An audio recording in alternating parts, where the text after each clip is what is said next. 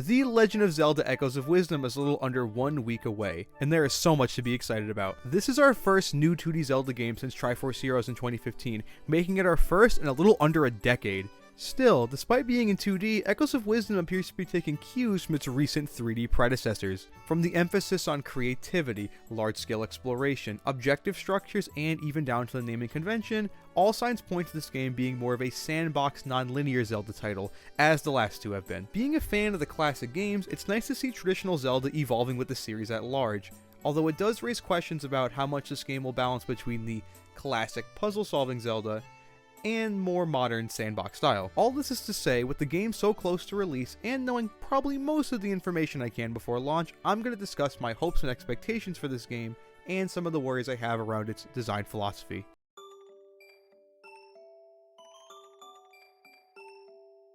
Starting off on the things I'm excited or hopeful for about Echoes of Wisdom is simply the fact that, well, it's a 2D Zelda game. As I said previously, this is our first new 2D Zelda experience in around a decade. We did have the Link's Awakening remake in 2019, which was really well done, but not the new experience I have been yearning for. In fact, after Link's Awakening, I was starting to worry 2D Zelda was nothing more than occasional remakes or side games, but with this game being presented as the next installment in the Zelda franchise, those fears have been put to rest. I've always been a big fan of the 2D games. They were my entry point to the series, so purely the fact that we're getting another one is reason enough to be excited. And not only is this regular 2D Zelda, this is going well beyond, to a whole new style of gameplay never seen for the series before, a more strategic one, and not to mention Zelda's first playable experience, so I'm very excited.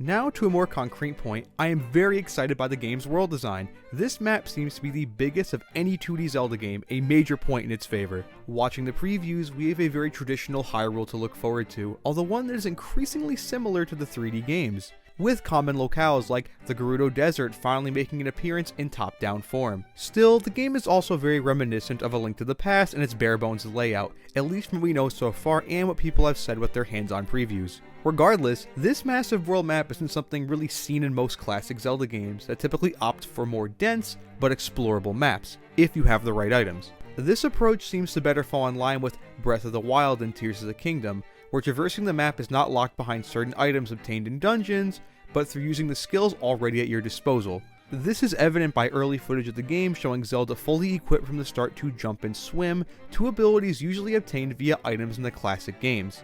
While I will say some of my concerns later about this non-linear approach, it does open traditional Zelda to a level of exploration and discovery not seen before. Now, that's not to say classic Zelda doesn't have good exploration, it absolutely does, just to say that it seems more emphasized here in the same way the last two games did. And this emphasis is really only a benefit to the game. In most of the 2D Zelda games, while there are side quests and things to find, usually the overworld just serves as a means to get to the dungeon where the real action is, but here, we'll have an infinitely explorable map, and I think that's awesome. Going even further, not only is this world seemingly huge and daring to be explored, it also appears very lived in with Hylians, Gerudo warriors, business Deku scrubs, Gorons, and even the two types of Zora in one game, with each of their respective regions chock full of shops, secrets, and hopefully lore to find. This emphasis on exploration, NPCs, and which we'll talk about in a minute, side quests, means that we're in for some really good world building. And this isn't even to mention the still world,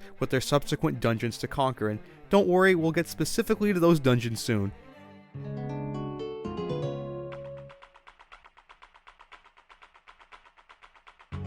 Side quests have been in Zelda since A Link to the Past, but have never really been a major element of most classic games, but Echoes of Wisdom appears to be going in the other direction. Once again, might catch a running theme, similar to the last few titles, side quests will be a major element, and I think they're a welcome addition. Side quests allow for so much in world building and natural storytelling.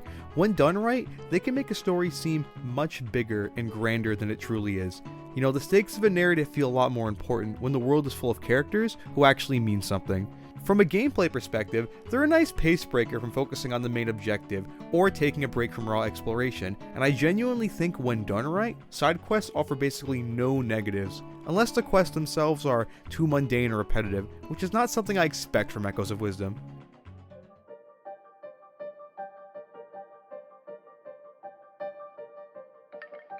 My largest hope and potential fear for the game is the quality of the story. While story has not always been a focal point of the classic games, we already have the shining example of Link's Awakening.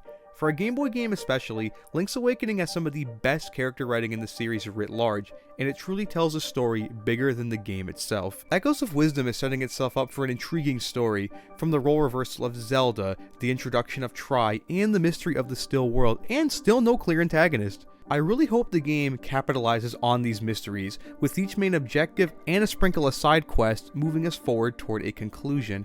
I know that's basic for any story with mystique, but I mention it because a central mystery has been used for the plot of the last 3 mainline Zelda games, and all to varying results.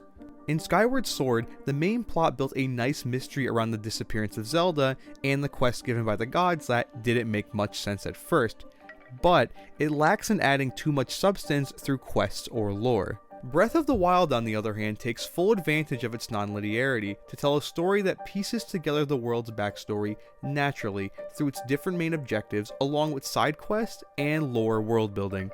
Then there's Tears of the Kingdom, which took the mold from Breath of the Wild on how to tell a story, but didn't take the lesson of why that story worked within the context of Breath of the Wild. One of the biggest faults with the series' last entry was that it presented itself with a very grand story from the start, along with the disappearance of Zelda, only for the execution to be extremely shallow. So many new or repurposed ideas were shown in Tears of the Kingdom, just for them not to be explained or given any food for thought to come to your own conclusion. The depths, the Zonai, Ganondorf's motive, the Secret Stone, all things that were integral to the world building of the game, all left with unsatisfying information. The main narrative itself is fine without too much lore, but even then, the non-linear format only hurt the story because you could find out about what the disappearance of Zelda was on your second memory. The point of talking about this is that Tears of the Kingdom story mainly failed because it tried to fit itself into a non-linear mold where the story they were telling didn't really work for that. And with Echoes of Wisdom appearing to be non-linear, I'm hoping it doesn't fall into the same pitfalls that game did, and instead takes lessons from Breath of the Wild.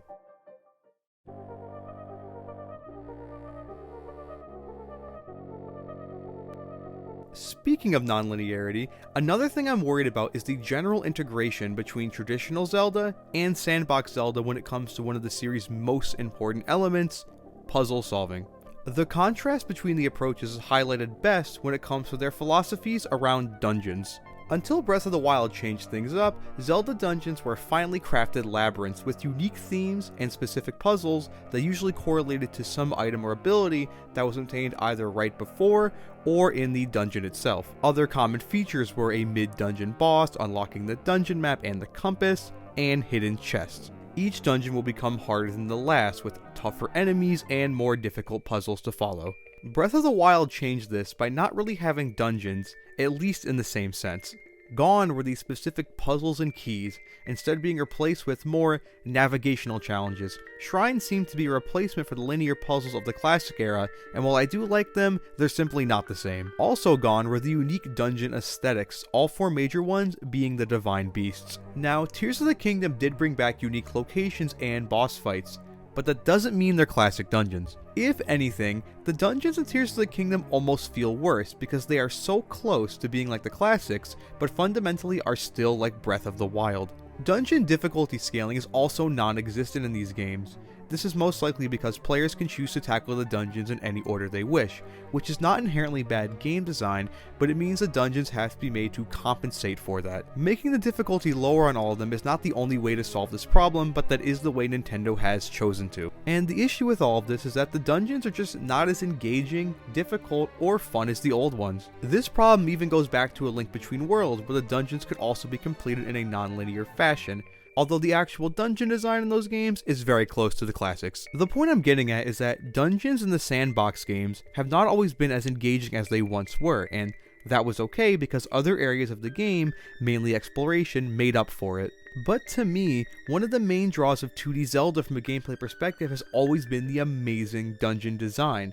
and unlike Tears of the Kingdom, if the game doesn't have that, I think it'll be more jarring. Now, the trailers do give me hope that the dungeons will be good, as do the many people who have already played the game early and have been praising the puzzle solving. The dungeon aesthetics also seem to be pretty awesome and unique, taking clear inspiration from Ocarina of Time's water and fire temple. You know, I guess I just like having my cake and eating it too. I really want the game to have the best of both worlds, with the amazing exploration of the recent games combined with the satisfying dungeon conquering of the classics.